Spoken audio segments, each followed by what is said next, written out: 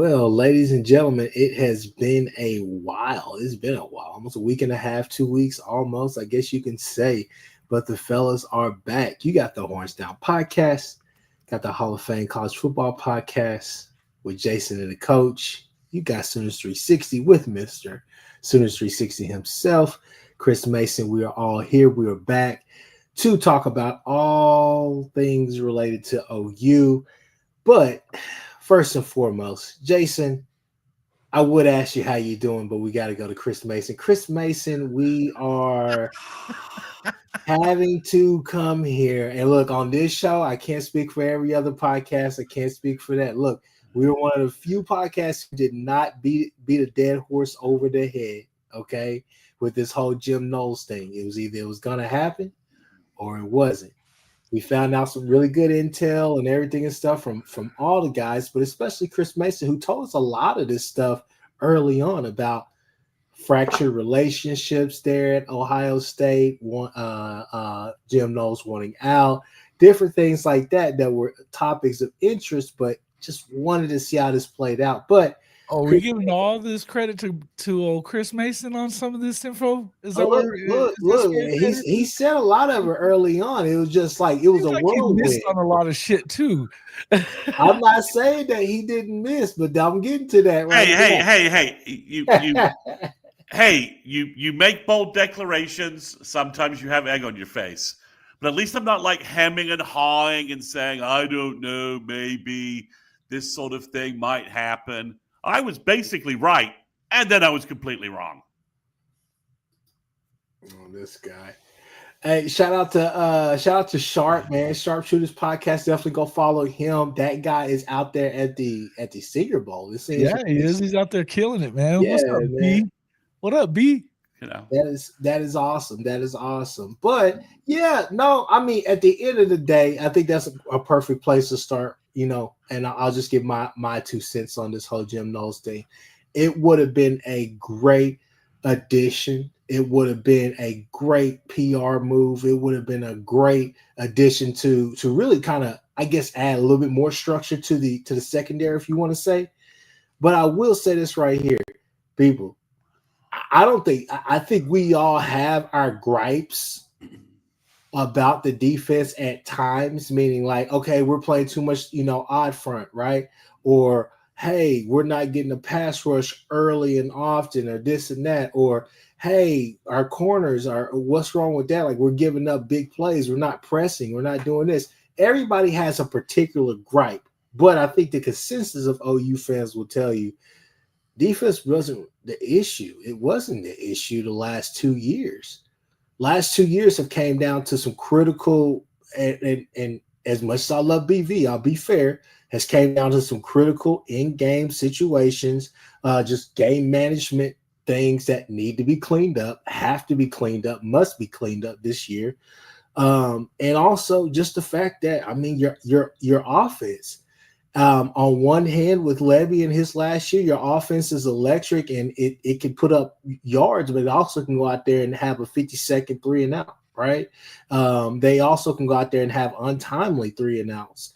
Whereas with Seth Luttrell and Joe John Finley, a lot was left to the imagination. You had some bright spots here and there, but you never really had any consistency or any continuity throughout the year. But regardless, though, we're not going to rehash all this stuff out, but I will say this right here. I feel really good about our defense, where we're going.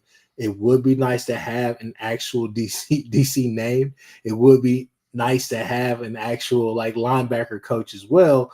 But I think all that stuff is going to get meshed out. I think Wes Goodwin is in the fold, so you're just kind of figuring out what's going to happen there. I think we all expect BV to be calling the defense next year, or to at least have a heavy imprint on this defense next year to kind of figure out what that's going to look like. But I think that even though Jim Knowles could have added to that safety room or just to that DB room as well, just kind of what he wants to do defensively, I think you could be better this year on that end. Obviously, losing Billy Bowman is a big thing. You see him tearing it up at the Senior Bowl. Shout out to him. But shout out to Billy. Hardy, Powers, Boganowski, You're gonna have the Hawkins kid, Tristan Haynes. You're gonna have Newcomb. You're gonna have the Guillory kid. All these different kids, Devon Jordan, guys who've been here. You're gonna have guys step up at that other corner spot. But you also got to say, if Gentry is healthy this year, I think that weeds out some things. And not to pick on him, but one thing I will say is that that you look at Kenai Walker. Kenai Walker is a physical corner, talented corner, very talented corner. But sometimes the talent does not match the technique. And sometimes he gets very sloppy with that. A lot the whole double move stuff and all the rest of that stuff. That is just technique stuff. That's just fundamentally sound, just staying down and staying with your guy. But those are things that you could fix. So I'll pass the mic now. Just want to say it would have been amazing to have grabbed Jim Knowles, but I think you're fine on that front. Play some offense. We'll worry about the rest of it after that. You don't give them 50,000 extra freaking possessions, the defense looks better. It's as simple as that. I'm not worried about that. I think they're going to be fine. They've added nothing but talent there. It would have been. I think it would have been gravy to get. I mean, we're not going to sit here and act like we didn't want to see him come to town, but in the end, I think it would have been gravy. But I wouldn't say that it's as big a deal as a lot of people are making it out to. There's always going to be the doom and gloom types that are going to say what they're going to say, but that's all right. I think that at some point, it's time for BV to step up either way. You know what I mean? He's going to have to step up his game when it, like you said, when it comes to game management.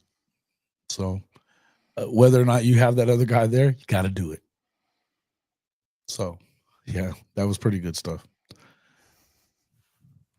Good stuff, Stevie G. Good stuff. I'll pass it on. I think I mean, we don't have to beat that one to death either. I don't really care. I think we're good to go. Chris Mason, if you would, hold on. JJF should be DC. I have never talking about. It's great stuff. That's hilarious. Wow. Oh, well wow, done. That's well done. Oh, that's yeah. Give you a little clap of I found that offensive, sir. Shout out to PG.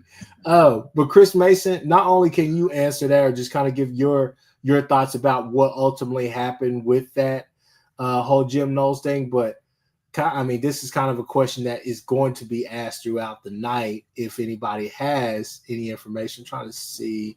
But T Boomers, who is the front runner for DC? Who are guys that you're hearing? We keep hearing names like Nate Drayling or Dryling, however you say his name. But he's a linebacker coach. I've heard stuff about whispers of maybe Odom or I don't know. It's just all over the place right now. You heard some other names. I just haven't heard anything definitive. So if you can add to that. Well, I think it's a linebacker coach that they're going to hire, and there'll be some sort of dotted line defensive code DC thing. But we all know Brent's calling the defense, and he's the defensive coordinator. And how that gets explained to us when they hire a linebacker coach, I'm not exactly sure. But that's the reality of what's happening. If you can't get Jim Knowles, one of the top 5 defensive coordinators in the country, continue to have Brent Venables, one of the top 5 defensive coordinators in the country, call the defense. So I think that's the case. The name that keeps getting thrown around by everybody is the Dryling guy, and he seems to have a pretty good background. He's a legend in Nebraska parts for sure. Okay, so Kansas, Nebraska, Kansas. I think. I know his dad is like the winningest coach in the history of high school football in Kansas. So he's got some connections there, which is fine. I mean, I think we're looking for a linebacker coach. We'll get to recruiting in a minute, and we need a linebacker coach named for recruiting purposes. So I think that's the Knowles thing was. Could you get an elite guy? Yeah. And he was at one point only negotiating with OU. So why not? Then obviously things changed and he wanted to negotiate with everybody. And OU was like, yeah, we're not necessarily doing that. So I think, to me, to just repeat what, Jason said, Brent's our DC, and to use the Bob phrase, at the end of the day, it doesn't matter on a certain level. We know what our defense is going to be in terms of a range of performance, right? Jim Knowles not taking the job doesn't change the fact that, we're gonna go next year as well as Mateer, Arbuckle, and B take us. Those nothing's changed that fact. Jim Knowles hasn't changed the fact that it's Arbuckle, Mateer, and Bill Bedenbaugh. If you could bring back Odom, if he's willing to be a linebacker coach and that fits, that would be interesting from a recruiting perspective. He's a good recruiter. So he likes the area. Responsible for bringing Danny here, right? So and Kenneth Murray. Yeah. So he's got a couple of those spots and some of those guys that he's recruited, and Kip Lewis and Kobe McKenzie. So I think if you can kick the can on that and find a dollar number that works and how you explain, and like I said, guys, but the DC is going to be Brent. We're going to get some explanation of who the DC is once the linebacker coach is hired, and it's really pretty meaningless. It sounds like Wes Goodwin is going to be an analyst, so basically he's going to be doing a lot of Brett's heavy lifting for some of the stuff that the grunt work of being the DC that Brent doesn't want to do, and he can trust Wes Goodwin doing that because Wes knows his system inside and out. So I think overall, this is where we're going to be at least for the next year. If you bring in somebody like the Dreiling guy, and then after a year or two, you decide, oh man, he's really got it. You can promote him. This is a little bit of, I think that plan makes sense. But it's a do or die year for Brent. Brent's going to call the defense. The only way he was not going to call the defense was if you got an elite guy, and obviously the only elite guy worth a damn, he's at Penn State, and because apparently, it sounds like that is kind of what stuck him, anyways. Though, if we're going to get into that conversation, it sounds like he wanted complete autonomy, and Brent was never going to allow that. I think he wanted to go to Philadelphia. That's where he's from. He's back in his home territory. It's more like Harrisburg. Well, I know where Penn State is and where Philly is. Trust me, I had to fly into Harrisburg for work at one point. I've been to Penn State games. It's kind of out of nowhere. Yeah, and they offered him a bunch of money, and and part of it, someone said that it's been thrown around that he really wants to kind of stick it to Ohio State as well. This thing has gotten ugly. We went from Ohio State couldn't find him and didn't know why he wasn't at the parade to Ohio State asked him to not go to the parade.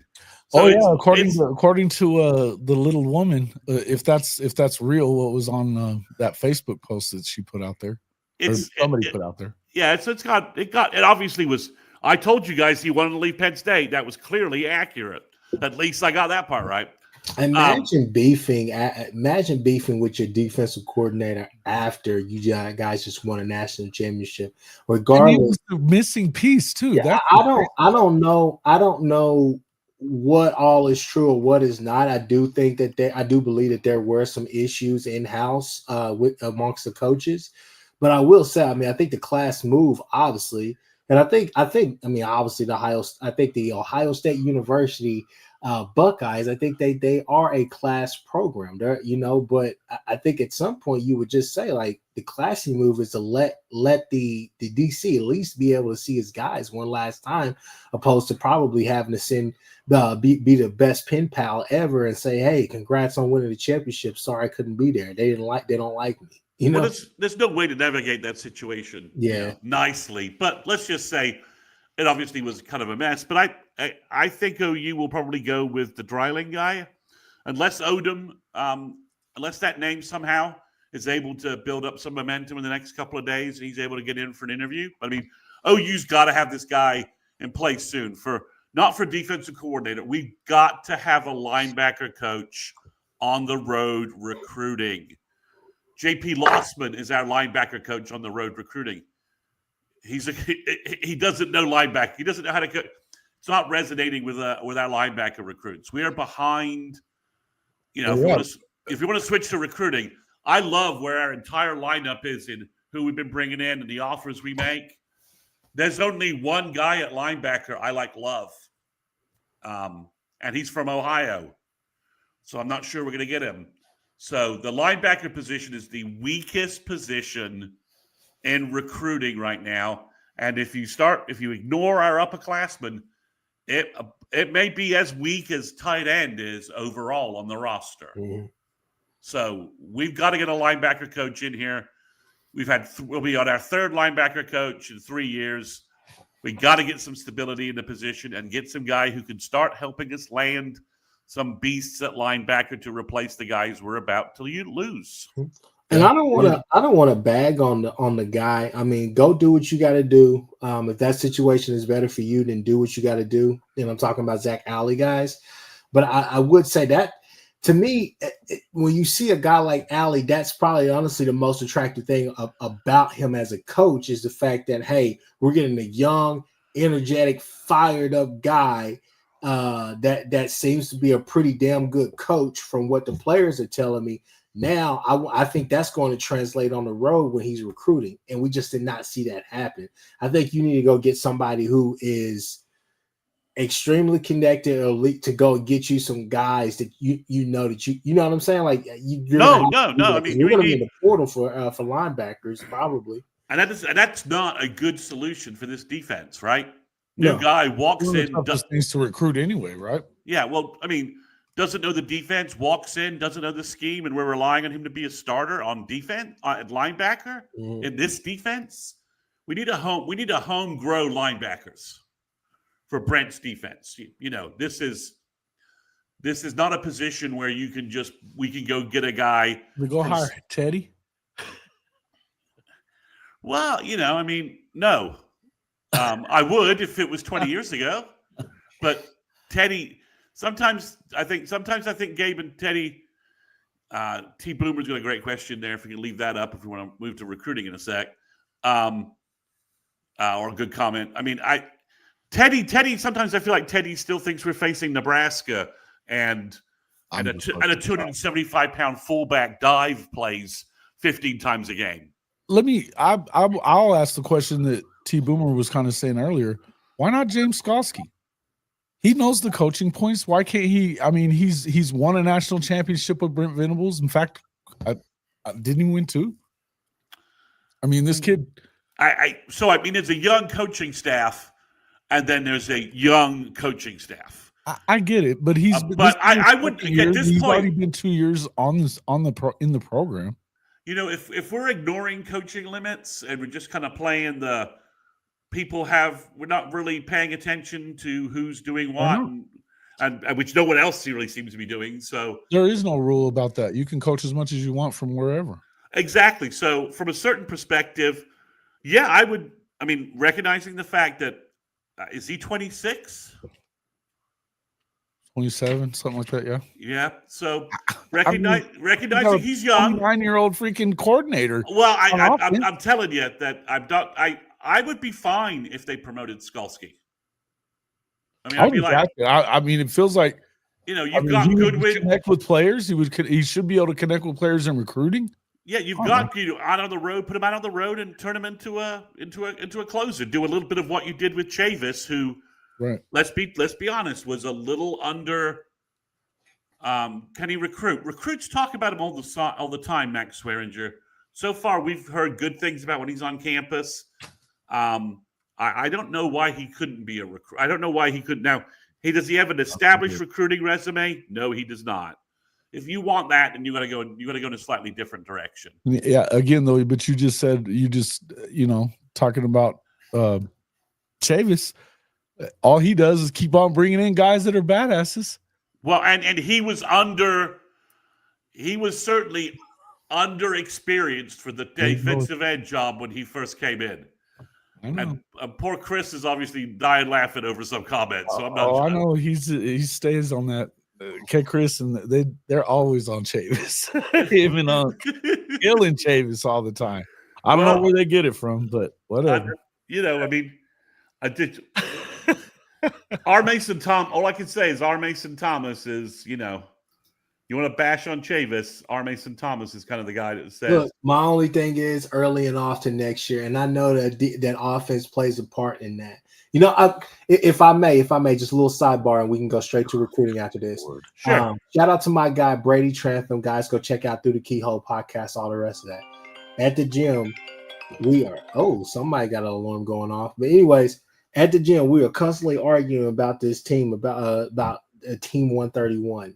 He doesn't believe they're going to win. I have us winning nine plus games next year. I'm just gonna go out on a limb. Call me crazy, laugh at me, book it, clip it, whatever you want to do. But regardless, though, like I've talked to him, I said, hey, you and other guys are the same people who are telling me, hey, we gotta have faith or this and that. Our pass rush is gonna be all of this and all the rest of that stuff, and believe in Chavis. And I'm like, you got to take that same attitude and apply it to the team, but when we break down that conversation about the DN room, I have to say, okay, I am really critical of Chavis because I'm like, okay, it's taken forever to get a guy on one side who can just go and get the quarterback and have a really good pass rush. I think Trace Ford has been serviceable. I think Caden Woolard's second year would have been even better. But at the same time, you got to be able to play with a lead. You got to be able to have a competent offense that doesn't have your defense on the field. I think our defense was on the field way more than what we expected this year. So that's something that plays into it. If we have a competent offense and we're able to go out there and play with 14-point leads here and there, we're going to be dangerous because I think on that other side, PJ, Okoye, Marvin Jones Jr., one of those guys, you think they have to step up on that other side and they have to take that leap that everybody's hoping that they take, and just goes crazy on that side to where your pass rush is just going to be insane because you're going to be able to rotate these guys in constantly. Could be Nigel Smith, could be Taylor Wine. I don't know. But we've talked about this before, so I think that's the interesting conversation that we'll dive into. But Chris Mason, let's get into the recruiting. Obviously, we picked up a star wide receiver, I think a 4-star in the Odom kid. Could you talk about him and just talk about everything else that you have?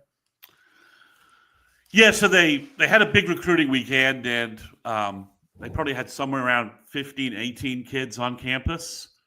All of them had offers except for 2 in-state kids. They offered one of the in-state kids, DJ Ackerson from Putnam City. And then they've got one of the other in-state kids from Norman North, an offensive tackle called Daniel McMorris, who they didn't offer yet. But he certainly has interesting film where I can see an offer happening. So, I mean, you basically had a group of guys that OU has been recruiting heavily for a while. And that group of names has that group of names is Noah Best, Poulet Light Primus, Aljor Miles, Mason James, Caden Jones. So that's sort of a core group of guys that came back on campus. OU reestablished connections with them. You're already starting to see some predictions again for Noah Best, the big offensive guard, offensive center from Midlothian, Texas, 6'4", 290. So that was one group of guys that they had in, players that have been to OU a number of times. A lot of them were here for the spring game. A lot of them were here previously for summer camp workouts. So that's the main group. Also in that main group is KJ Ford from Duncanville, the big defensive end. We're starting to see predictions for OU from him. He's 6'4", 230, maybe a little bigger than that. He had a fantastic junior year. He also went to the Under Armour game and looked really good, and went to the Hawaiian game and looked really good as a junior. So, and for OU to break through in Duncanville would be sort of huge. Mm-hmm. And to get a guy that we think would be a real impact guy as well. So that's kind of one group of those players. A couple of offensive linemen, a couple of receivers, the running back they want, and obviously KJ Ford, who is the defensive end they want. I think most of those guys, Jason and Chris, I think they'll end up being Sooners. So I think that's around 7 additional players that you could see as part of this recruiting class. It would be surprise me if OU doesn't land the majority of those kids. And then the second group was really, and I'll talk about Daniel Odom in this, is, they had some top 100 national guys come in, first time visiting OU. And Daniel Odom was one of those guys. Now, he's a 4-star wide receiver from St. John Bosco, 6'2", about 190. Lots of offers, top 200 player in the nation. He has excellent film. Now, he was a new name for me when it was announced he was visiting. So obviously I was a little surprised he went ahead and verbally committed. Now, we find out now that he plays 7-on-7 ball with Jaden O'Neal. They've known each other, they're childhood friends.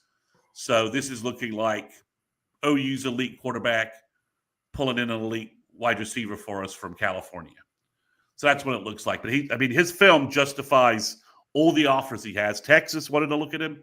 Georgia wanted him. So, his offers are a who's who of college football, and he plays elite competition at St. John Bosco, and his highlight reel is excellent. So it's a big addition.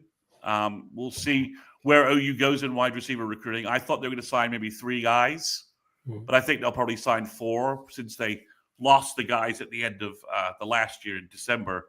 They dropped a couple of the guys from the class, and they obviously lost Cortez Mills to Nebraska. So I think they'll sign 4 wide receivers, but you've got Aljor Mills, who I mentioned. You've got Mason James. Odom has already taken 1 slot, so there's 3 slots left. Another guy who visited was Jabari Brady from Fort Lauderdale, Florida. He also plays 7-on-7 ball with Jaden O'Neal. I'm not sure if you guys saw the photo of him in Venables' office.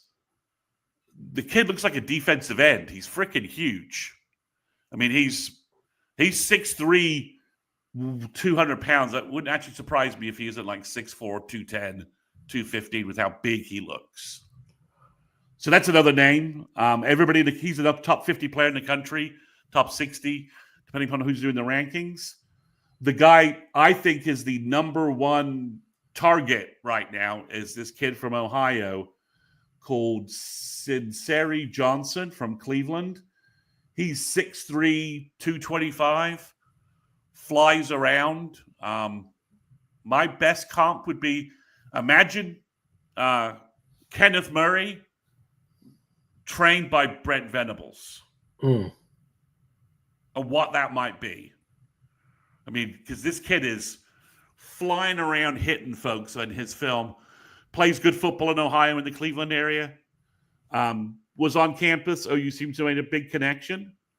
OU also made a big connection with Caden Hall, safety from Florida, 6'3", 200 pounds. He's, again, a big kid.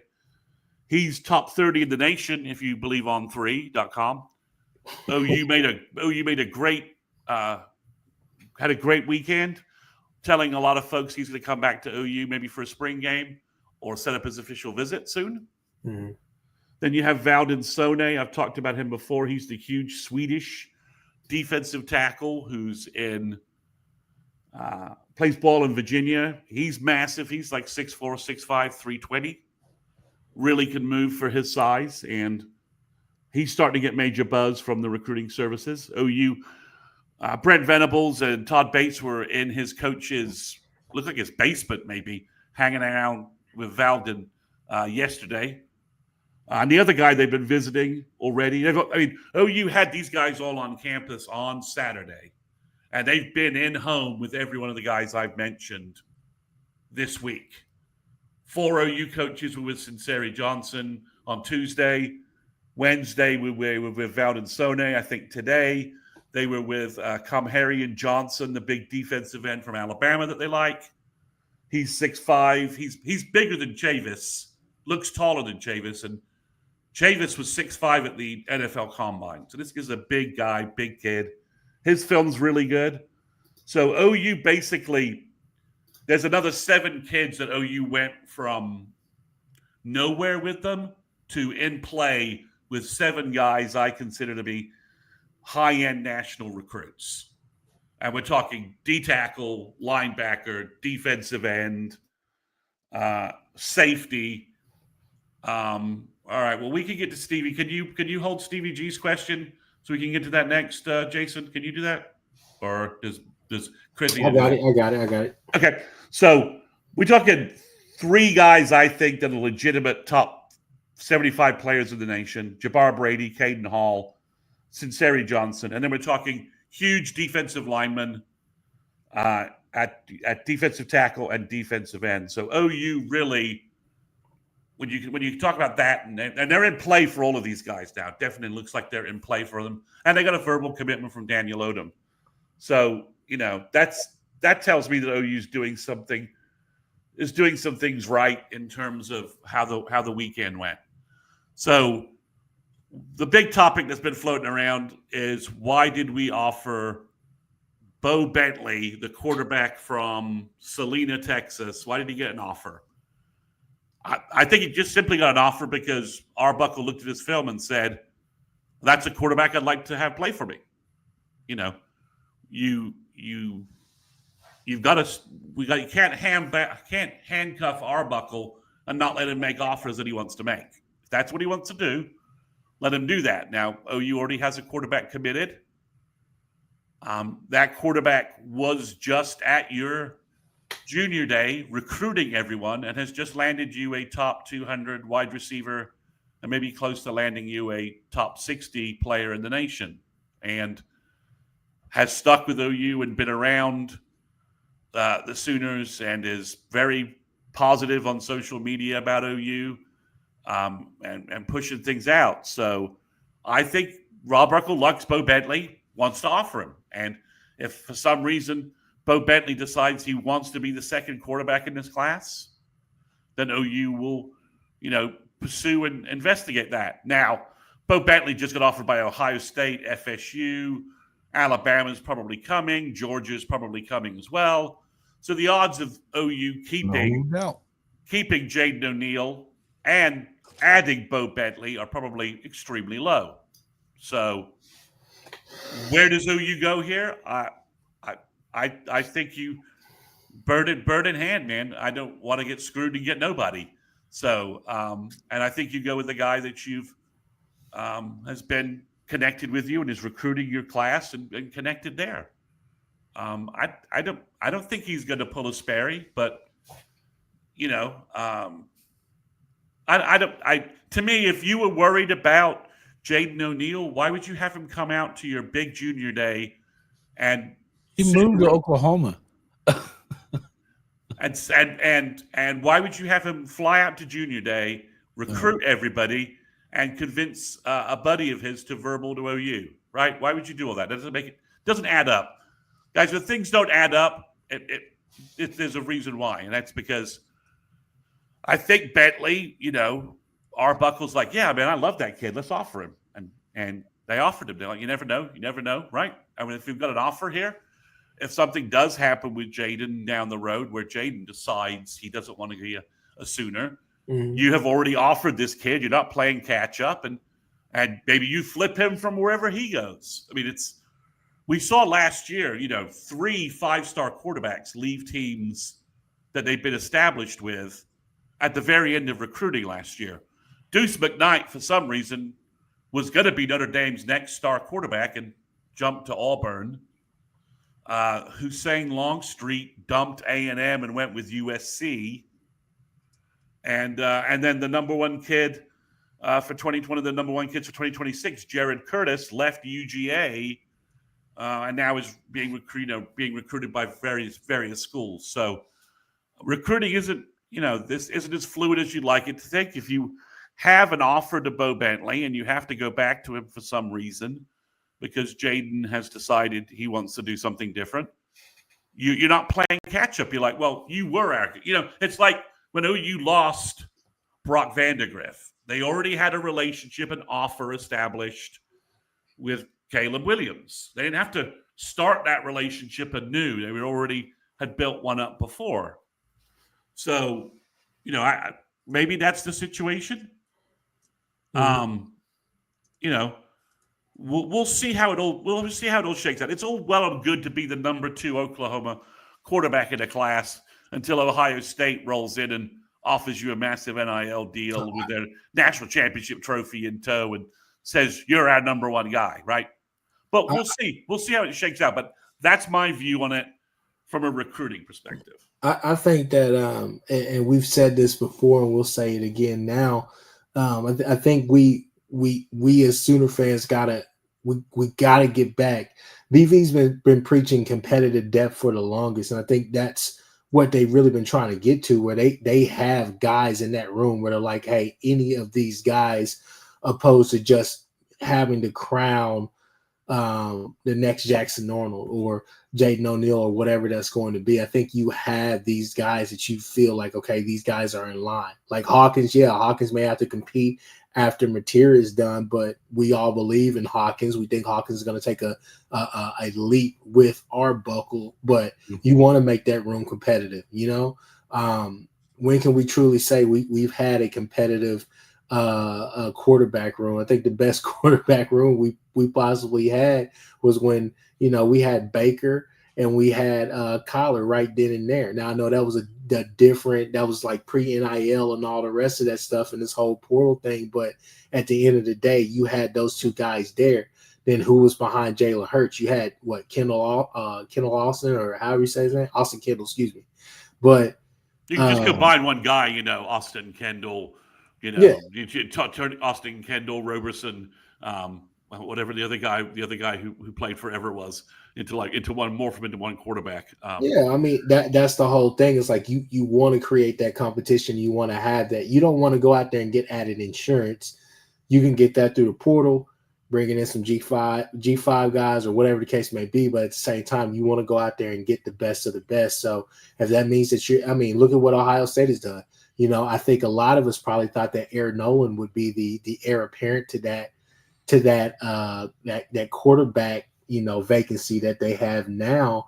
But he's at South Carolina. So it's either Sayin or the kid that they just the St. Clair or whatever, however he says, whatever his last name. Tavian St. Clair, yeah. Yeah, so I mean it's just one of those things where you're trying to get to that point where you're loaded at quarterback. And you're having to make those decisions, which you're going to have to make now with this roster size reduction. Yeah, I mean, I think a couple of some Sooner fans have kind of just sort of, you know, when they saw Bentley's video. I mean, it's very Mateer-like, right? And he even kind of looks a little bit like Mateer.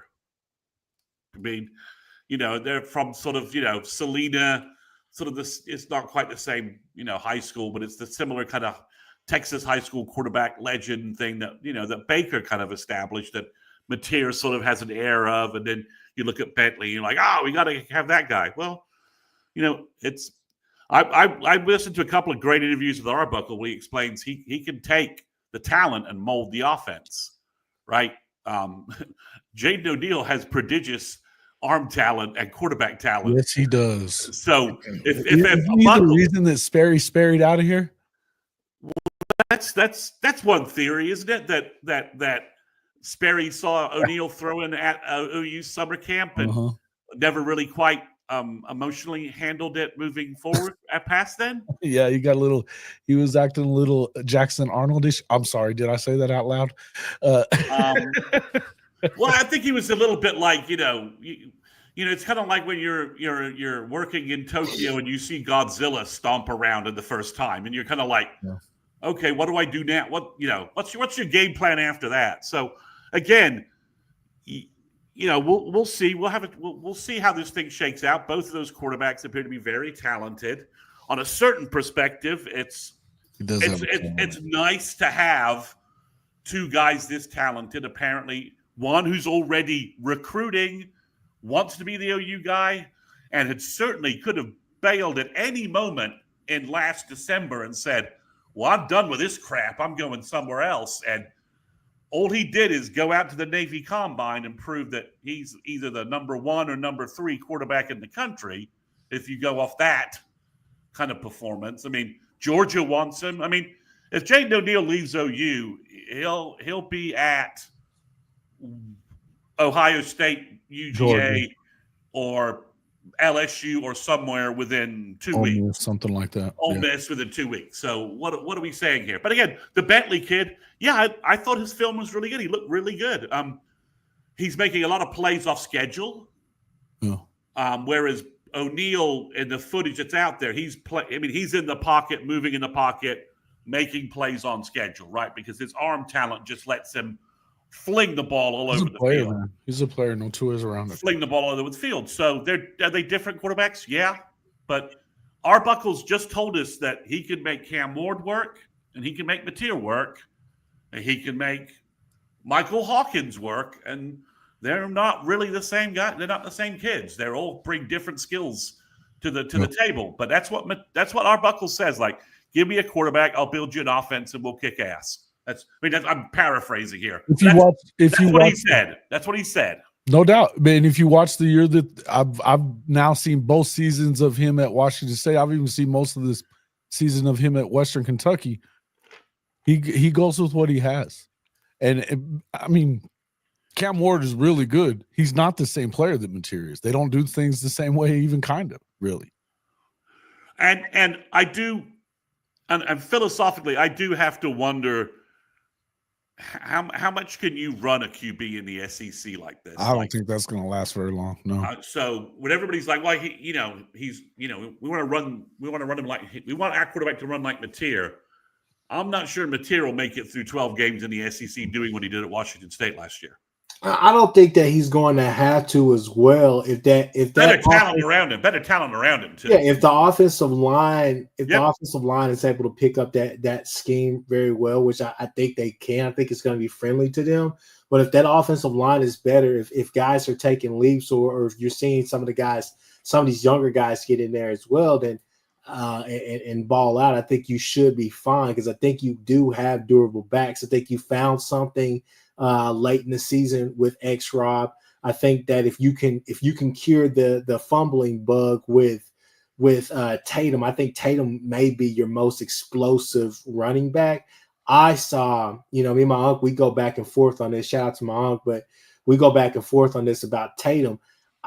I think Tatum was your most explosive back. I saw him make some reads and some cuts, and I was like, hey, I wish Sawchuk would do that, because that Sawchuk would just go crazy.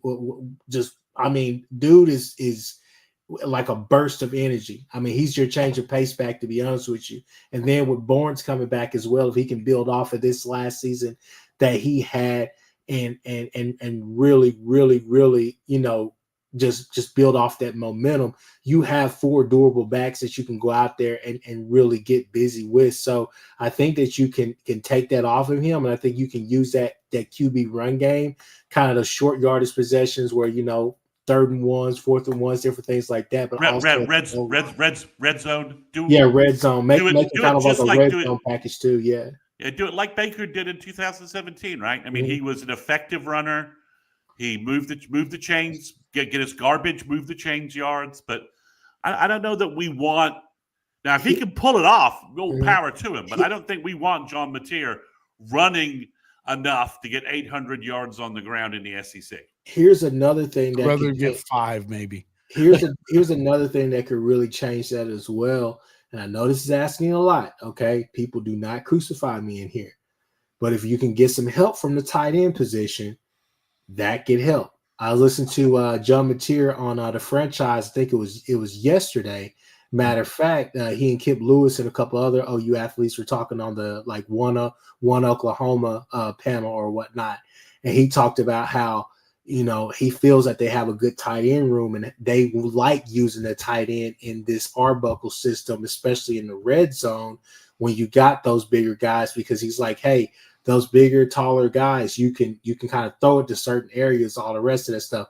Obviously, it's just kind of coach talk, coach speak, just regular ball talk. But if that's something that you can see more of this year, whether that is, the Huggins kid or any of those kids, Devon Mitchell preferably, right?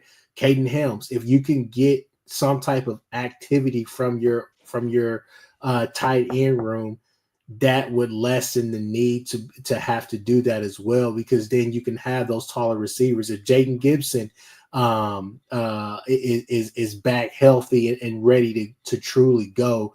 If Ivan Carrion, if he could build off of this year, we saw signs in the Navy game that he could be a third down, move the chains guy. Yeah, and that's what I'm saying. Those are guys that you call stuff that makes sense. Last year I think we were all calling for, hey, Joe John, hey, Seth Luttrell. We're not asking you to go out there and do something elaborate. Put if in a perfect world, Nick Anderson is healthy, and then Jaden Gibson is healthy. Put those guys opposite of each other. Lebby, Luttrell, Joe John, whoever.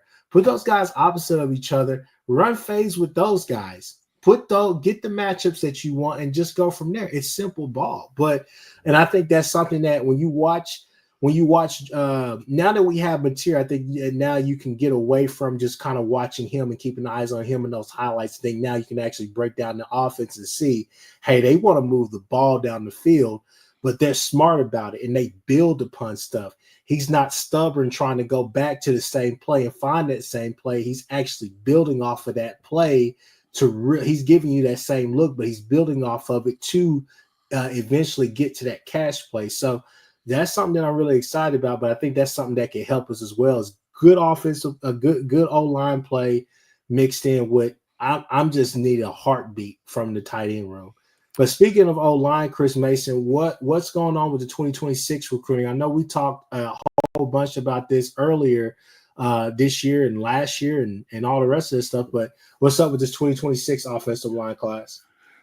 Well, they've already got one verbal in Will Conroy, the offensive guard from the Cleveland area who's now at IMG, and he's a really good player. Noah Best is the Midlothian guy I talked about who's already being forecasted to OU. Polite Primus is an offensive guard from Midland, Texas. He's 6'5", 320, 330, and he doesn't look heavy somehow.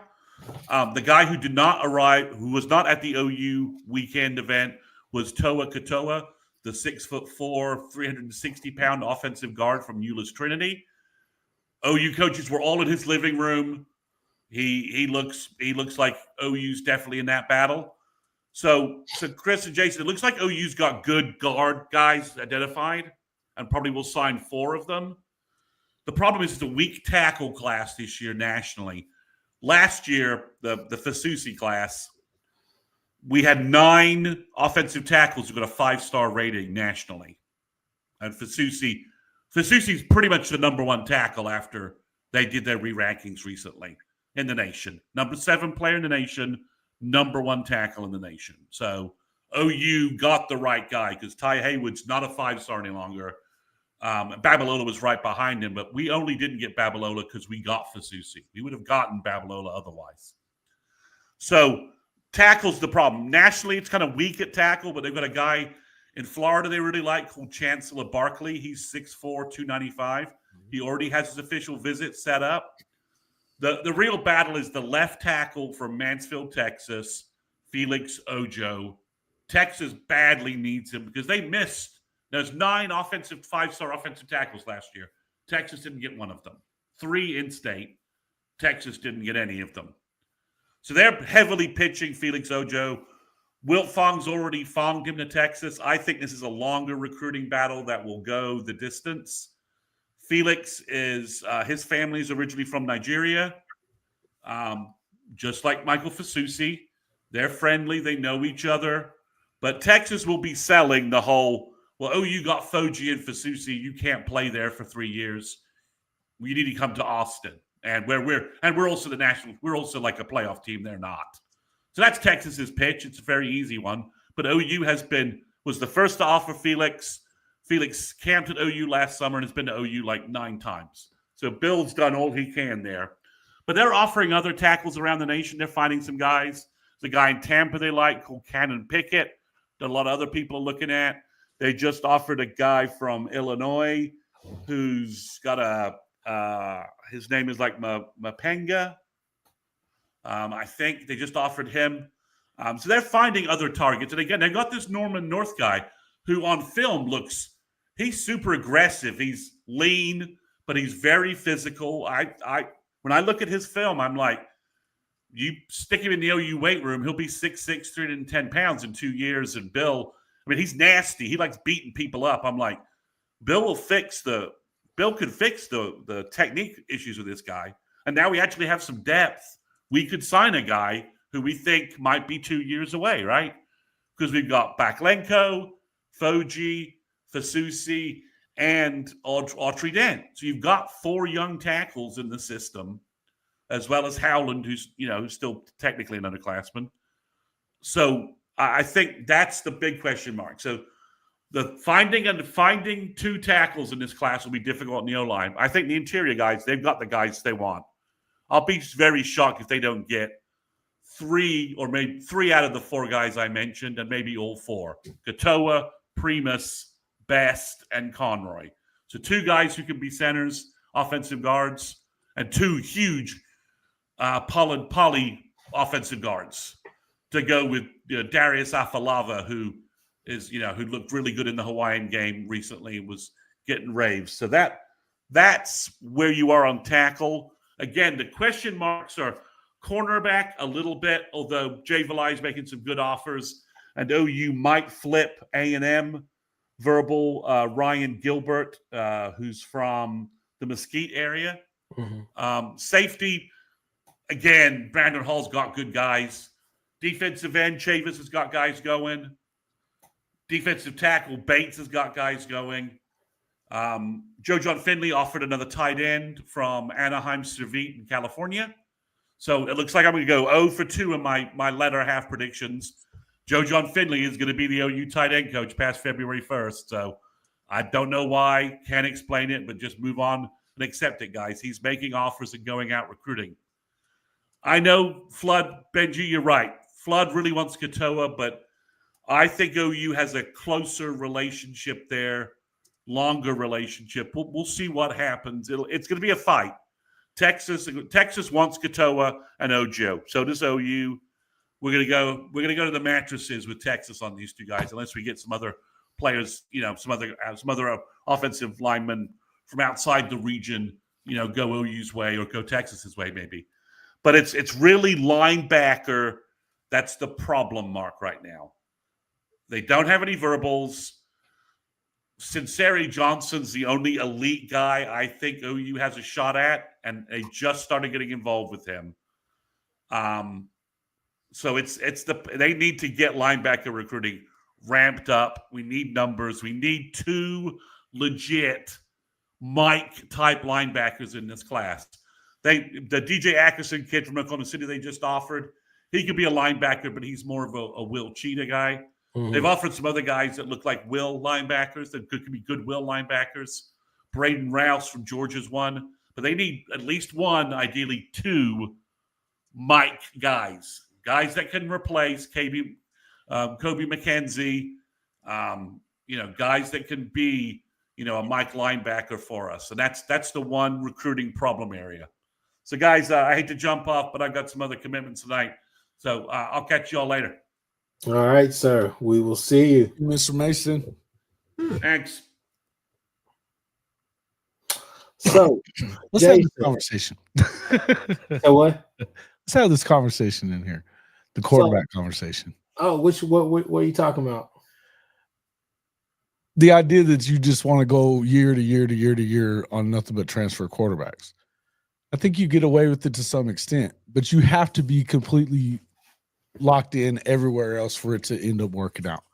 Because we tried to get it to work out that one year, and then we ended up with Davis Bevel playing in the right. in the Red River game, a very important game. So people forget about this stuff. And it's easy to point at this one year in the playoff whenever you had a bunch of guys that were, it worked out that way. I think it was a little more about not Will Howard as much, but maybe Jeremiah Smith and Mbuka and the 2-headed monster at running back that they had there too. I mean, you spent $20 million on your roster. I expect that. And then with Notre Dame, ready to go. Notre Dame really they got hot. They got hot at the right time, and they caught some lucky breaks.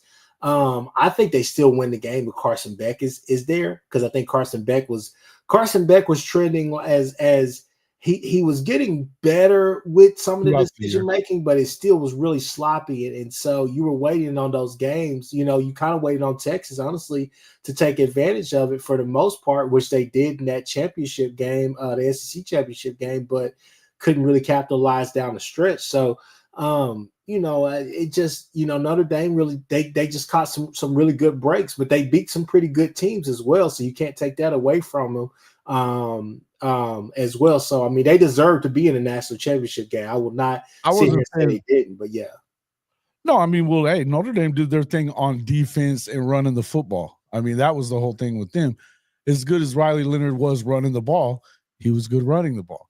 Their receivers and stuff didn't step up yet.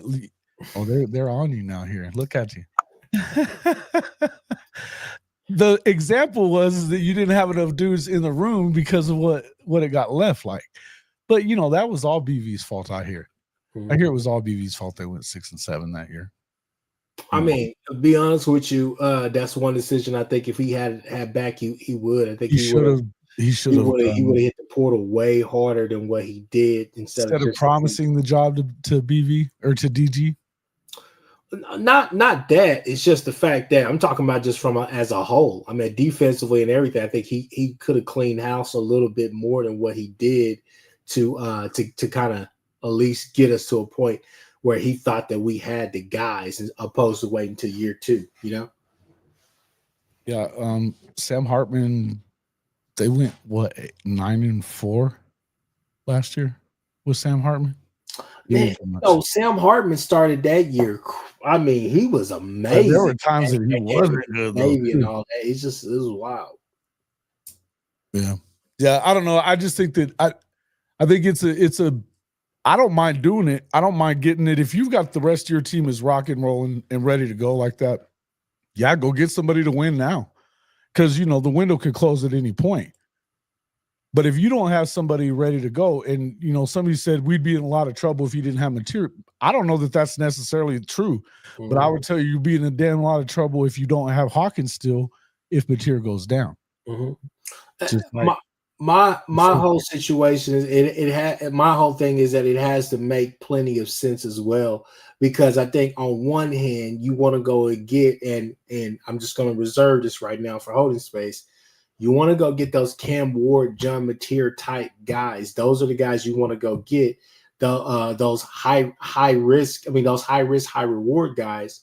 But on the other hand, yes, you can go get a Stetson Bennett. You can go get a Will Howard or Riley Leonard. But you have to understand, Will Howard going there to Ohio State didn't make the most sense until you were like, I keep forgetting. He didn't have to do anything but not turn the football over. Well, not only that, but listen to my point. My point is that Chip Kelly's there. So Chip Kelly is going to be able to figure out kind of the stuff that you're talking about. You and Chris Mason were talking about with Arbuckle, just saying, hey, give me a good quarterback and I can build this offense around him to make it go.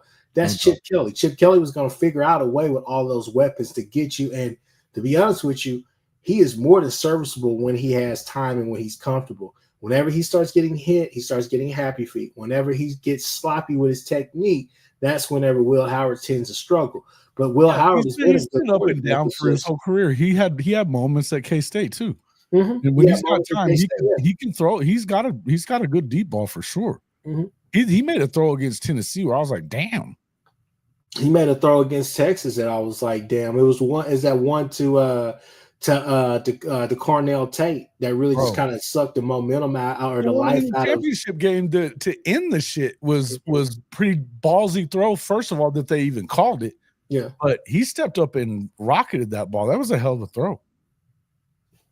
Yeah. So, I mean, I think it's just one of those things where the transfer quarterback, it can work. And we've seen it work, with Lincoln and all the rest of that stuff. But there has to be a little bit of a perfect storm that comes with that as well, as far as having the offense into place and a great quarterback coach that can actually teach the guy to really get either A, get that guy to reach his true potential, or B, fix those mechanics that have kept him from being able to reach to stop plateauing, so to say. So I mean, that's the whole thing with the transfer quarterbacks. We've seen it work. Hell, be honest with you, look at where South Carolina is at. Spencer Rattler was he probably goes down as Lenore Sellers could have a lot to say about that, but Spencer Rattler may be the best quarterback ever to go play for South Carolina, right? Oh, probably. Yeah. Just those 2 years. And those 2 years as were like the greatest, but what yeah. he meant to that program and what he did for that program, it's. I mean, he won a couple of games here and there, but it's not. I'm just saying. I mean, really contending. You look at just kind of the numbers and all the rest of that stuff. I mean, it's the best quarterback play they've really ever had. So they haven't had anybody that could throw it like that for sure. They had one kid, but that when Steve Spurrier, when he had that guy, with the mullet. Yeah, he had Garcia, Steven Garcia. I think that was his name. He had a lot of off-the-field issues, and that was a problem. I don't think he was better than Spencer throwing it. Though. Oh yeah, no, say that. He probably he was nowhere near that. But I'm just saying that was probably the most notable quarterback that you could point to. Sure, for them, yeah, sure. What do you think? Hey, so what do you think about this game? The first game, SEC coming back to Norman. Do you think he'll even be starting? You think Jackson will be starting? I don't know, man. You see Deuce Knight, you see Jackson Norrell. They went and got another kid from the portal. You're just like, man, that is a loaded room. And I hate these rankings where they got them and Illinois in the damn top 10 and South Carolina. What are you shitting me? I like Lenore Sellers as much as the next guy. I don't believe in Beamer for shit. I don't either. I think Beamer has a chance to go and make some noise next year. Will he? I don't know. Will they be that big game? Never does. Yeah, you just, are they going to be the team that goes out there and struggles against Vautech to start the season and struggle and then finally drop maybe 2 or 3 games they have no business doing and then finally find that juice, or are they going to be that team that actually takes that step? So I think that's kind of where you're at with that with him. What I was going to say, since we just kind of just randomly talking about some stuff, I keep getting all these emails. I keep getting all these tweets and all the rest of this stuff. OSU, why do y'all keep – OSU is telling all of their fans and their supporters that they need $20 million. They need $20+ million to stay relevant in college football. Stay relevant? When the hell have they been relevant? I'm just telling you, this is shit going on. I said, damn. I said, somebody get the beggars. Call your team around rapping. That's what they are. Trash. Trash. Come on, man. It's Okie light. Okie ultra light. They went over in the Big 12 with no Oklahoma and no Texas in the league. Where is I'm glad you said Texas. Where is Ben G? Ben G, come to the front of the class, please. We need to have a conversation. I don't understand. Now, I get it. Y'all are hyped about Arch Manning, deservingly so. Do what you want to do. I am not going to knock the kid. However, to put him in the top 10 quarterbacks, and we've only had a sample size of him going out there and not necessarily having the greatest days against some of those. Well, I don't know who the hell he was playing, but it was nobody's, right?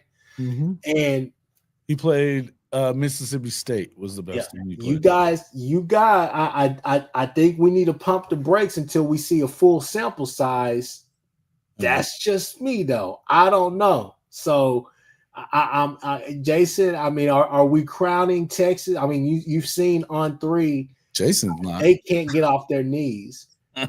Have you seen the rankings and everything? Or are you as optimistic as they are about this new Texas team? Because I'm glad you asked. We had a show about this yesterday morning about this. As a matter of fact, the top 5 in the country.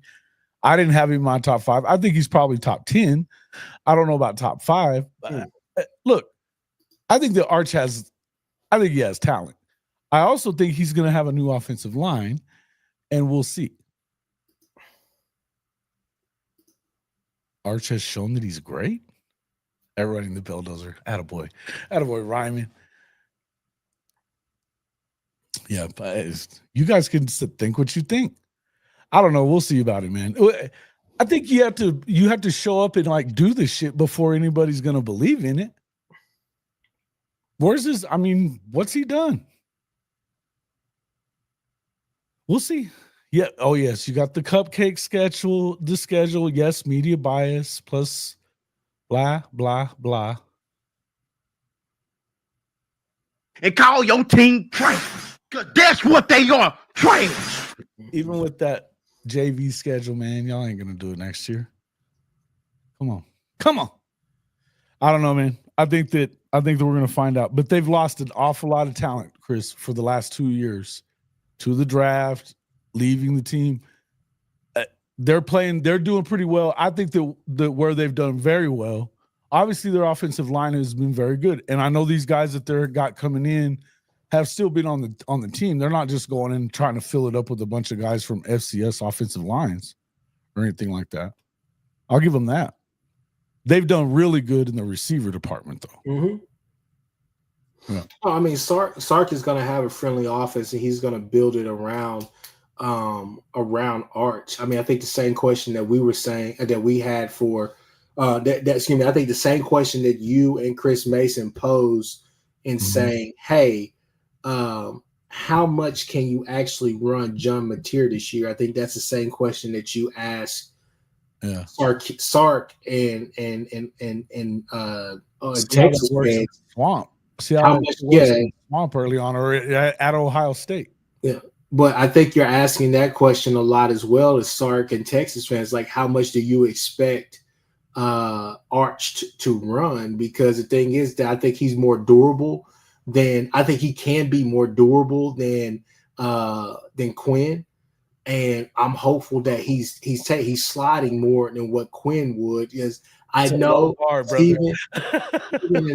Steven and Nick would always say, "Oh, he's not leaving the pocket. He's not doing." I'm like, that dude leaves the pocket and he gets popped. And when he leaves the pocket, Quinn has a tendency is a 50-50 ball. You don't know if it's going to be a pick or if it's going to be a first down play, whether it's a completion or he's trying to pick it up with his legs. So, with that being said, I think Arch is going to have that dual threat capability. I don't think that he's going to actually has some courage in him.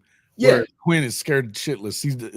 But that's the thing. I think that Arch is going to be a dual threat. He's going to be presented as a dual threat quarterback in that offense, which is great. And I think that's something that a lot of Texas fans are excited about because they feel like that's been something that's been missing just a tad bit from that offense to help with the explosion is that +1 runner with your quarterback. But thing is that we have to see just how durable is he, and then 2, does he slide? Does he actually try to protect himself? And then 3, how much is it used?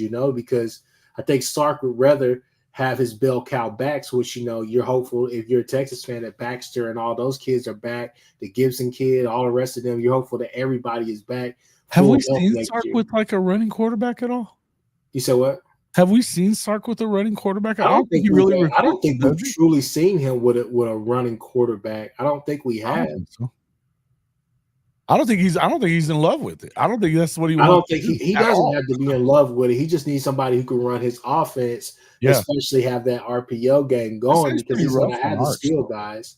Yeah, he's going to have the skill guys and he's going to have the gadget guys. I think that that's going to be the interesting pieces to see what they do in the portal this year. But I mean, we'll get to see Texas early because they have to go to Ohio State first game next season. So just like we're not going to be able to hide anything during that Michigan game, the second game of the season, the first game of the season, not going to be able to hide anything either. So we'll get to see the expose. Yeah, Sharon will have them ready for sure.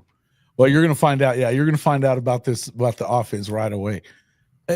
I think in the end, the reason when we were talking about obviously starting it off, you had to pretty much talk a little bit about what happened with the Knowles situation, but I'll kind of back up what you were saying. It's kind of the same stuff we've been saying for the last 2 weeks. It's like, okay, if their defense is similar to last year and they play a little bit of offense, they're going to be fine. Mhm. It's not about this defense. I don't give a shit who calls the plays for this year. Now, do you want to get somebody that can recruit very well? Whatever. I get it. But right now, they're in good shape. You want BV to succeed, let BV go out fighting, give him a fighting chance. Biggest thing to me as well, going back to what I was talking to Brady about, Brady, he kind of was like, oh, well, Eli Bowen is really good, but he can't track the ball. He can't do this. It's like, man, look, you're talking about a guy that he's leg for leg, foot for foot, speed for speed. He's with some of these dominant guys. He's running with these guys. Are you asking him now to, hey, we need breakups, we need pass breakups, we need you to complete the play, right? Keep that wide receiver from catching the ball. Yes, I think you're asking him to be better at the point of attack whenever at those points, whenever they're trying to drop that ball in the bucket. But at the end of the day, thing is, like I said, he's a true freshman, bro. Like, what are we talking about? It's true. Yeah, y'all want me to give grace to Chavis? Well, okay, give grace to this kid who's a true freshman. Like, we got a true freshman, our best corner, who we think is our best corner. Our best corner is injured. Gentry. Des Malone was injured all year. Didn't really get to see what he could have truly have been in this defense. Early on he looked really good. I'm just gonna be honest with you. Early on he looked really good. So at the end of the day, I think that you trust these guys, and I think one thing that's gonna have to be better that will help is if RSJ can take that step mentally up here, and then two, if we get more production out of Peyton Bowen, which I think Peyton Bowen was showing next year that he's being molded into that Billy Bowman role. But I think RSJ is going to take that over for now. But I got a question for you on that. Go ahead. If Gentry's not healthy, because I don't know how you could assume that he would be at this point, right? Do you not? I mean, I get it that we've got some young talent. I think that, chances are one of these young guys, whether it's, Newcomb or maybe you get something out of Jacoby or whatever. Why not put Peyton at corner on the other side? I like Peyton where he's at. I think if I put Peyton anywhere closer to that end, it would be kind of at that cheetah, bro. Huh? He's got coverage skills, though. I know he's got coverage skills, but I like him at safety. I think he could be a ball hawk there. I think you got corners. I think you have corners. I think you have guys on campus, the Tristan Haynes, all the rest of that stuff. I think you have guys for that position. I think where you're at now, with Isn't Hawkins more of a corner, or is he a safety too? More of a safety. Talking about Malik Hawkins? Yeah, Malik. I hear corner. I hear corner all day. I mean, we will see. You could put him at corner. I think that would be something that you could have. I think those are special. Those are packages and stuff. And that's something as well. Like, I feel like you just want him to be on the field more than what we've seen him always being on the field. Right. I mean, and I don't think that you want to keep the young guys. I don't think you want Powers or Boganowski or even Hardy to not play. But here's the thing here's the thing. Okay. First off, kid was injured freshman year, right? Mm-hmm. Stellar freshman year. And you saw the way that he was playing, just like Billy, similar to Billy. You're like, hey, the building blocks are there. Second year, a little bit of injuries, stuff like that here and there. But for the most part, he was out there. He was playing. You saw him communicate. You saw him do what he needed to do. Hardy is going to play. Boganowski, those kids are going to play. I think you're looking at, honestly, in my opinion, if I'm just going out on a limb right now, I think your cheetah is obviously Dolby, if healthy. I think 1A to that will be Reggie Powers. And I think number two on that list would be Kendall Daniels in the specific situations, simply because when we go to against those teams who want to come out there with bigger formations and all the rest of that stuff and are trying to power, you could put that kid. I think once you get him in there with Smitty, get him in there and get him all situated how you want him, I think that's going to be a kid that I think that Deshaun McCullough is a more talented player overall than Kendall Daniels, but I think Kendall Daniels presents a unique opportunity because on wheel routes and all those little things that Deshaun McCullough would get beat on, he's not going to get beat on per se. He's a little bit more athletic version of like RSJ, right? That's what I think Kendall is. He gets to the back. He can get in the backfield. He's really good in coverage. I think RSJ is really good getting in the backfield. I don't love him in coverage situations. No, and that's the biggest thing. That's the reason why I say up here, RSJ is going to have to take that next step because there are a couple of blown assignments that he had, and he's going to be the anchor, mostly the anchor of that, DB room. So that's what I'm saying. I think here's the thing: is that Peyton is a lot like Billy, where they're just really instinctual. Like they're great off of instincts. So I wouldn't take him and put him at corner and tell him, hey, go do all that, which is great. Put him closer to the ball. I'm putting him like if you're running dime packages and stuff like that, then yeah, you could do that because you're going to have more DBs on the field, right? Mm-hmm. But him and his brother, that's one side of the ball that I would say I'm putting both of those guys on the same side and just going off of that. That's going to be a crazy pairing right there. What you have to do is just shore up on that back end, especially in those zone coverages, that RSJ is not creeping up or not, got his eyes in the backfield too much. But that other corner is going to be the thing. I mean, I think right now, if Gentry's healthy, man, everything could come together. You just said the key word. That's the thing. A lot of this stuff really depends on health. And I'm not just talking about defensive side of the ball, offensive side of the ball as well. Mm-hmm. A lot of this is really dependent upon health. We have to have guys healthy this year. We cannot go into this year like we did last year with the ifs, ands.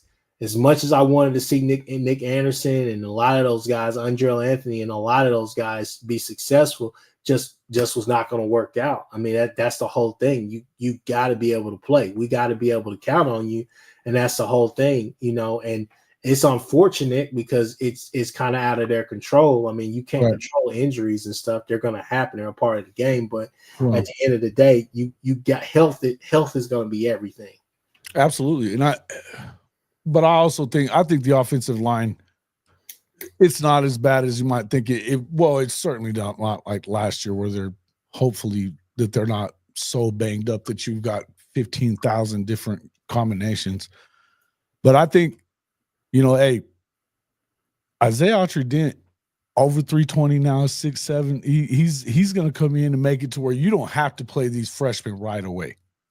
I think that between him and Howland and the guys that you have coming back, I think the last two classes prior to this season have been good. They just haven't. It's time for them to take that step forward, though. Now, I think that you will. I think at the end of the day, really, Fasusi may be the one. I think you could. He may find himself like right tackle. I like Darius Afalava a lot. You could see Afalava, but at the same time, EPL is going to be right there in the mix there too. Well, I mean, you say that, but here's the thing: is that I think EPL should be your starter, but can Nwewu actually take a step? Nwewu was really disappointing this year because there was no push. There was never really any push from him, and so to me, to get the best, I think Troy Everett is I think your clear starter at center. Yeah. And he's the only one that got it, isn't he? He's the only one true center that they have, isn't he? No, I mean they have centers. They got the Hollenbeck kid, and then they you have other kids that you could put there at center to really kind of give you that athletic look. I mean, I think guard play has to be better. I mean, you're looking at Ozada and saying, okay, he should be able to take that other side. You're looking at Howland. Howland is injured right now. But I mean, I think you're looking at the Stanford kid coming in. I don't think he's a biggest project as some people are projecting him to be. I think he could be ready to play. Obviously the Western Carolina kid, he's going to come in here and he should be able to take one of those tackle spots as well. So I mean, the thing is, the offensive line is I just due don't want for you a to just really have good to year. rush a guy like, especially like a guy like, I'm not really He focused might be ready, on but the. he may not be ready either. I don't think Well, that he'll I'm be just there gonna be ain't honest gonna with you, play Jason. nobody Like until they are. I'm not even gonna talk about the freshmen simply because, like I said, I think Fasusi's the only one out of all of them that could potentially play. But with the guys that you brought in, I don't think that you're rushing them any of the freshmen out there. I think what you're doing, you're trying to bet the bank on the competition is really going to come between some of the guys that we've named, the Isaiah Autry-Dents, like you said, Yeah. EPL. But you're looking at Ozida, you're looking at Logan. What's his name? Waywu. But you gotta remember Jake Taylor, Jake Sexton, those guys are going to be back as well. So your offensive line, you're bringing back guys that know this offense or who are going to know this offense, who have played, who are seasoned. So the thing is that you actually have depth and competition there. So I don't think you have to rush any of those guys out there unless it's just a complete cluster. But biggest thing is that I think you can't afford to have that either. You can't afford to have that either. A complete cluster like that. Tackle has to be better, but the biggest thing to me is that we need some nasty guard play. We haven't got nasty guard play in a while. It's been a while. When you were running out there with I can't remember Rain. Raim's biggest issue out there wasn't necessarily that he wasn't technically sound or whatever. It was two things. It was one, strength, and then two, you never surrounded him with big hog mollies that like to fight and get dirty there. You had Matwire, who was solid at best, wasn't a physical hog molly out there trying to really put people away. Like what you see from EPL, and you see how EPL is ferocious and wants to get in there and get nasty. Didn't see that, right?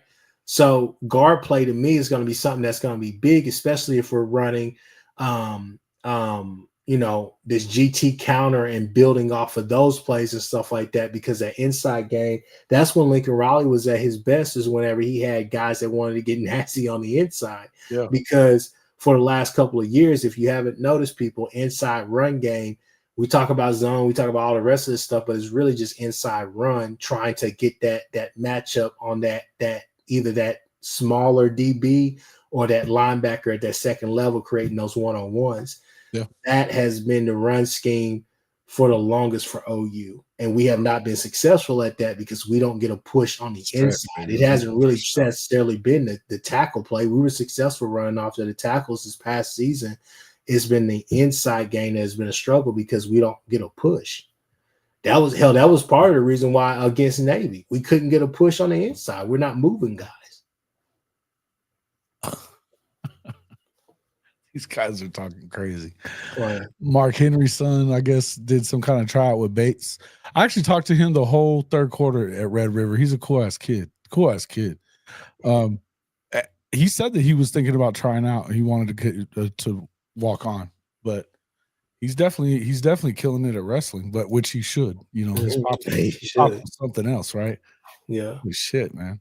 But no, I'm optimistic about this year, man. I think everything right now, and we're gonna get more in depth, and we'll be back, weekly and everything and stuff, people. But I think for me, everything right now is just building towards spring ball. Got 5 weeks until spring ball starts. So quick, huh? Yeah, that is the most important thing right now. Is just getting there, and I'm really, really excited for this spring game just to get out there and see. I know we're not gonna see ones against twos and all the rest of that stuff. Everybody's going to be split up, but it will be interesting to watch that offensive line and say, hey, he's getting a push. He's actually getting a push, and really point those guys out. And then two, I think it'd be nice to just see some of the skill players that we've brought in, that we're bringing back, and just kind of see the maturation process that they're undergoing. I don't think we're going to see anything amazing from the offense, but I do expect them to, be able to move the ball and just show us at least the bare principles of this Arbuckle experience that we're going to have. So I'm excited about it, man. I think Team 131 is going to be really good defensively. And here's the thing, defensively, if you're able to if you're able to play with leads and you're able to like really just pin your ears back and get after the quarterback, I think that really that masks some of the problems we had last year. I really do. I think if you're able to, I mean, in that Tennessee game, it's a game wore on, you know, do I think that I think it's 60-40. I think 60% was, hey, we got the game in hand. Let's slow it down and let's go from there. So I give that to Heupel. But I think the other 40% was, hey, our quarterback's getting his ass kicked. And we're giving the ball. Yeah. It wasn't that. Don't be going with that damn Tennessee bullshit. I think it was that shit. Yeah, it kind of just yo-yoed back and forth because you were able to get after them, and when you were, they were whooping his ass. They were whipping his ass. He wasn't throwing it over your head and stuff like that for those bums. It was whenever you had to sit back and say, hey, we got to figure out what's going on offensively. So we're gonna play, you know, base 3-4 and run zone and different things like that. They were just like, we're not doing what what are our actual characteristics. So that's gonna be something that's interesting, man. But I think most people, you know, for me, the thing that I took from the Navy game, I hate that game. I hate the way it ended, all the rest of that stuff. But biggest thing I took from that game was that was the most complete play from Michael Hawkins I had seen. Right? Not play-wise, meaning running the plays, because we all know who was calling the plays. Oh, shit, yeah. But just being able to be in the pocket, trying to go through progressions, trying to do what a normal quarterback would do. It felt like they had a script. Did you feel like that's what happened? They ran out of plays and then it went to shit. Shit, I wouldn't call that a script, you know. I look at Sark and say, hey, Sark's script can be Sark script. Sark's script can go from 15 plays to 40 in a minute, bro. I promise you. He'll run the same 15 plays he just ran if he thinks he could get away with it. But I don't know what JJF did. JJF started doing stuff that was like, hey, why are we running stuff that we ran against Bama against them? Like, just run the ball the regular way. Like you're trying to, you know, run special stuff that they've been keying up for the whole time.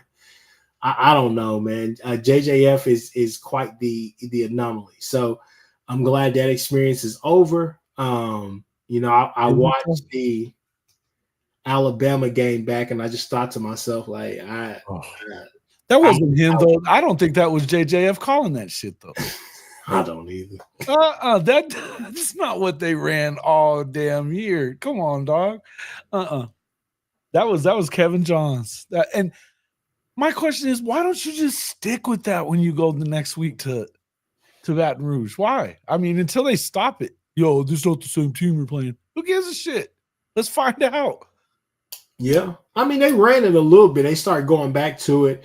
It still blows my mind that we had like what a 17-10, 17-14 lead at one point, and we just totally offensively we just. Stephen G says again, just make him the DC. That was solid. That was a solid comment there. You got any parting shots before we get up out of here? Fuck Texas. No, I don't. I think it's going to be a wild offseason. I think it's going to be a wild offseason. You're going to continue to have as much negativity as possible. I think you got to try to do your best if you're an Oklahoma fan to not just listen to all that negativity and try to realize that it isn't that far away from being the other way turned around. It's really not. Here is my hot take, and here is my here's my hot take, and here is my parting shot. Okay. People, I truly believe that regardless of how this season goes, I believe that BV has 2 years left. It may not be a hot take to some. That's a hot take. It's just a hot take to a few. I've been saying it every week on the show with me. I think he has 2 years left. I think that I think Art Buckle could get you to a place where people will believe, and that small chorus would actually outweigh probably the loudest people in the room, which will be us, right? So I think BV's here for about 2 years. That's just my thoughts. So shit, Eric, you had me thinking I was seeing shit. I thought you were saying 6'5". I didn't think he was that big. Okay. Yeah, I don't really see him. I don't know about being on the D line, but you never know. He's a strong kid, and you know what? Who cares?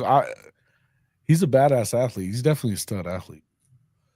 Yeah, listen, I agree with you. I think the more I've thought, I was saying before that I definitely believe that if Knowles would have gotten the job, they weren't going to do that for a 1-year deal. There's no way they were going to pay him what they were going to pay him to come in and that coach in waiting theory was a stupid theory, I thought. Stupid theory. That's not what you're hiring that guy for. He couldn't win at Cornell against other crappy teams. You know what I mean? And they gave him a lot of time to win there. He's like 35 and 45 or something like that. I mean, he had a lot of games.